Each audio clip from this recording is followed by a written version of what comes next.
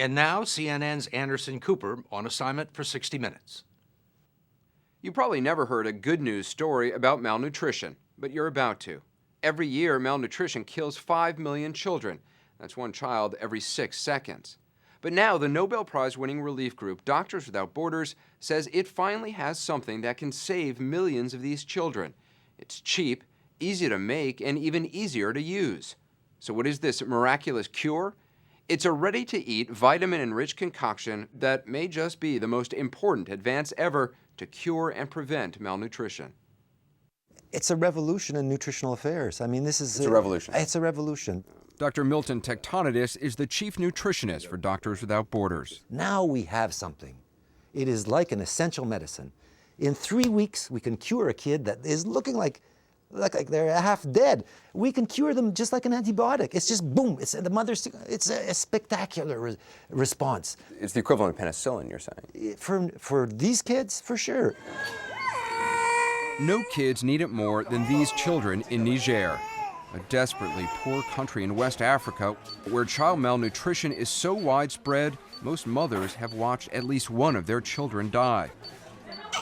Why are so many kids dying? Because they can't get the milk, vitamins, and minerals their young bodies need. Mothers in these villages can't produce enough milk themselves and can't afford to buy it. Even if they could, they're unable to store it. There's no electricity, so no refrigeration. Powdered milk is useless because most villagers don't have clean water. The formula was developed by a nutritionist. It doesn't need refrigeration or water or cooking. Mothers simply squeeze out the paste. Many children can even feed themselves. Each serving is the equivalent of a glass of milk and a multivitamin. To see the impact it's having, we drove for 12 hours from Niger's capital to a remote village. Rivers of women flowed into the site, and within minutes there were more than 1,000 of them, all waiting to get packets or tubs of this type of food.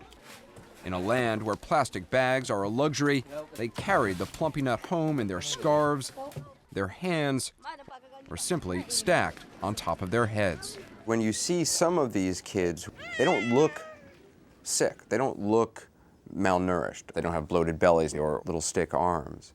The ones that we're used to seeing on TV, that's the worst of the worst. It's the tip of the iceberg. There's a whole spectrum of malnutrition. And when we go and check these kids, well, they're way off. In height or in weight, they're way off. A daily dose costs about $1. Small factories mix it here and in 3 other African countries. Dr. Tectonidis says other companies could make similar products wherever children need them. We just have to focus on these areas. We don't have to feed the whole world. We have to go for the jugular. Where are they dying? Where are they wasted? That's where we have to intervene. If you feed them well until they're 2 or 3 years old, it's won. They're healthy, they can get a healthy life. If you miss that window, it's finished. It's finished, it's too late. It's as simple as that. Yeah. In Niger, most children need help now, during what's called the hunger season, just before the new harvest. Old food supplies have run out, and about all that's left is millet, a basic grain women pound for porridge. But millet doesn't have enough nutrients to keep kids alive. In America, we use it as bird seed. Normally, this children's hospital would have more patients than beds, but now it has empty beds. Dr. Susan Shepard, a pediatrician from Butte, Montana, runs Doctors Without Borders in Niger. Kids who would have had to have been hospitalized don't have to be hospitalized. Don't have to be hospitalized anymore. We can treat them at home now. The reason we can do that is they take a week's ration home. Moms treat their children at home and come back every week for a weight check. That's what Sahia Ibrahim has been doing. She's already lost 4 children to malnutrition. Now her 6-month-old twins, Hassana and Husseina, are malnourished, and she's worried they might die too. Hassana's 6 months old but weighs 7 pounds. That's really what a newborn should weigh. Right. In the past week, she's gained a pound. So she's gained, 15%. That's amazing. Children are weighed and measured at the distribution sites. They're also examined to make sure they don't have any serious infections. Malnutrition destroys a child's immune system, so they're more susceptible to diseases and less capable of recovering from them. Often these kids aren't even hungry. It's the opposite. They are anorexic because of the deficiencies they have. They don't eat, they lose their appetite. That's what happened to Mansour Miku and Marufi Mizzou. Less than a year old, they'd stopped eating and become listless and weak. So weak that when their mothers brought them, the nurse put them in a van and sent them straight to the hospital.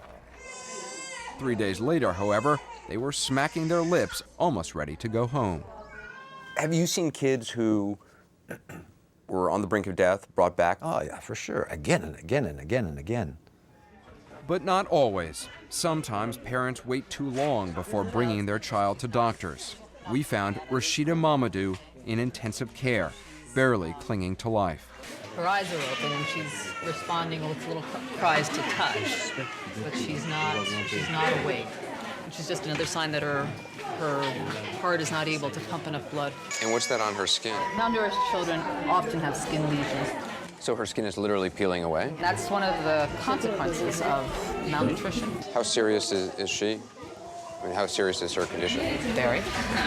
Just 2 hours later, Rashida's little heart stopped beating. She was just 19 months old. She died of severe acute malnutrition And you see that every day? every day. How do you deal with seeing so many kids dying? Of course, it breaks your heart. It can break your spirit. It can ruin your confidence in your ability to be a good doctor. Yeah, I carry memories of many, many children with me, and I'll carry them with me for my entire life. But you certainly cannot indulge yourself in that kind of sadness. We need to do something about this. Rashida was buried in a nearby cemetery, where the gravedigger told us he's burying fewer children than he used to.